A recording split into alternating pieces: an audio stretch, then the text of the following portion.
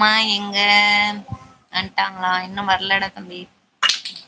ஆமா, லேட் ஆகும். கரெக்டா சொன்னீங்க. என்னது ப்ரோ? என்ன கரெக்டா சொன்னேன்? தம்பி பாட்டு பண்ண மாட்டீங்களா? சுக்லாம் பிரதரம் விஷ்ணும் சசிவர்ணம் சதுர்புஜம். விஷ்ணு சகஸ்ரநாமம் படிக்கிறான். நான் கிளாஸ் போயிட்டு இருந்தேன். எனக்கு ஒரு சுவாமி வந்து குருக்கள் வந்து சொல்லி கொடுத்துட்டு இருந்தாங்க. நான் கத்துக்க போன இடத்துல இவனை அழைச்சிட்டு போவேன். இவனையும் கூட அழைச்சிட்டு போவேன். 6th like. தேங்க்யூடா தம்பி.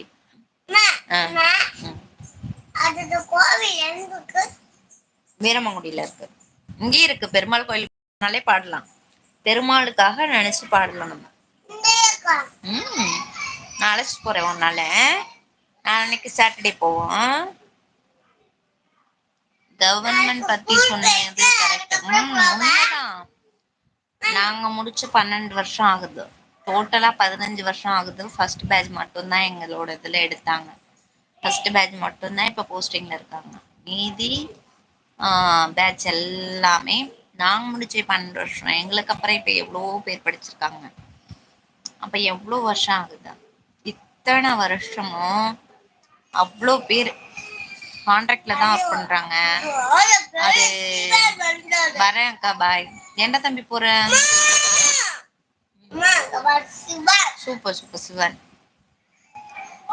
அது மாதிரி நாங்க முடிச்சதுலேருந்து இன்ன வரைக்குமே, அதாவது போஸ்டிங் ரிட்டையர்மெண்ட் ஆகுறாங்களா, ரிட்டையர் ஆகுறவங்களும் அகைன் அதுலயே கான்ட்ராக்ட் பீரியட்ல பாக்குற மாதிரி அவங்கள வச்சு பாக்குறாங்க. அதுவும் இல்லாம அது இல்லாம தனியா கான்ட்ராக்ட் செக்யூரிட்டிலாம் இருக்காங்கல்ல, அவங்கள மாதிரி வச்சுட்டு அது ஒரு கான்ட்ராக்ட். அந்த இதுவும் ஓடிட்டு இருக்கு. இப்படியே ஓடிட்டு இருந்ததுன்னா எப்படி எங்களை போஸ்டிங்ல எடுப்பாங்க? எடுக்கவே இல்லை. இன்னும் கேஸ் போட்டிருக்கோம். என்ன முடிவு வரும்னு தெரியல, பார்ப்போம். நான் முடிச்சு 25 இயர்ஸ் ஆகுது. அப்படியா? என்ன படிச்சீங்க அண்ணா?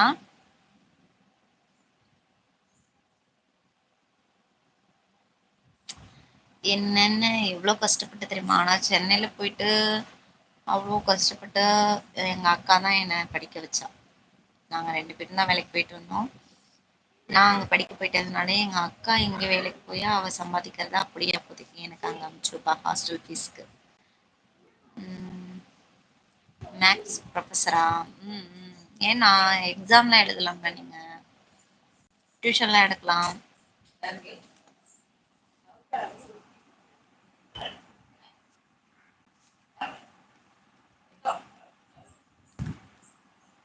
டெட் எக்ஸாம்லாம் எழுதலையா நீங்க? அரிசே, நீ உள்ள வா, அவன் வருவா.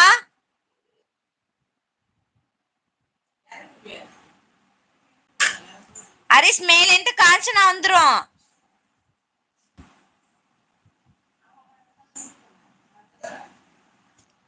அது நிறைய இருக்கு. நான் டெட் எக்ஸாம் எழுதலாம், டிஎன்பிசி எக்ஸாம்லாம் எழுதலாமே. நீங்க மேக்ஸ் ப்ரொஃபஸரா?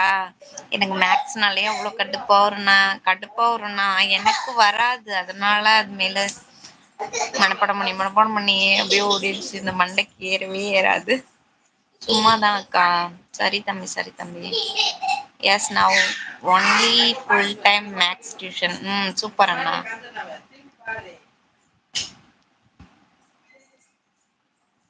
நீ வந்து படுவா. Maths tuition super super. இப்போ உள்ள காலகட்டத்துக்கு நம்ம டியூஷன் எடுக்கிறதே நமக்கு பெஸ்டான ப்ரொஃபஷனல்னா. எப்படின்னாக்க நம்ம வந்து இப்போ ஒரு வெளியில ஒருத்தவங்கள்ட்ட வேலைக்கு போறோம்னு வச்சுக்கோங்களேன். நம்ம ஃபுல் அண்ட் ஃபுல் நம்ம எஃபோர்ட் போட்டு எவ்வளவுதான் உழைச்சாலும் நமக்கான இன்கம் வந்து கிடைக்கிறது கம்மி தான். அதுல எவ்வளோ நம்ம உழைச்சாலும் நமக்கான இன்கம் கம்மி தான். அதே நம்ம இந்த மாதிரி டியூஷன்லாம் எடுக்கிறோம்னா 4 பேருக்கு நம்ம சொல்ல அவங்க வளர்த்துட்டது மாதிரியும் இருக்கும். அதே அளவுக்கு நமக்கு இன்கமும் வரும். நம்மளோட டைமிங்கும் கம்மி. அப்படிதானே? நானா வெளியில இனிமே வேலைக்கு போறது மாதிரி இல்லை தம்பி. பெரிய பிள்ளை ஆயிட்டாலும் போஸ்டிங் கிடைச்சா கவர்மெண்ட் ஜாபுக்கு போவேன். நர்சிங் அசிஸ்டன்ட் அந்த ட்ரைனிங் முடிச்சு வச்சிருக்கேன். அந்த இதுக்கு போவேன். அப்படி இல்லை அப்படின்னாக்க இருக்கு நம்ம செல்லக்குட்டி தையல் மிஷின் எல்லா ஸ்டிச்சிங்குமே தெரியும். நானே எல்லாமே பண்ணுவேன். ஆரி ஒர்க் எல்லாமே தெரியும். அது மாதிரி ஏதாவது பார்த்துட்டு ஒரு கடையை பிடிச்சி வச்சுட்டோ, ஒரு ஃபேன்சி கடை அது மாதிரி வச்சுட்டு இருக்கிற மாதிரி இருக்கேன். அப்படி இல்லைனாக்கா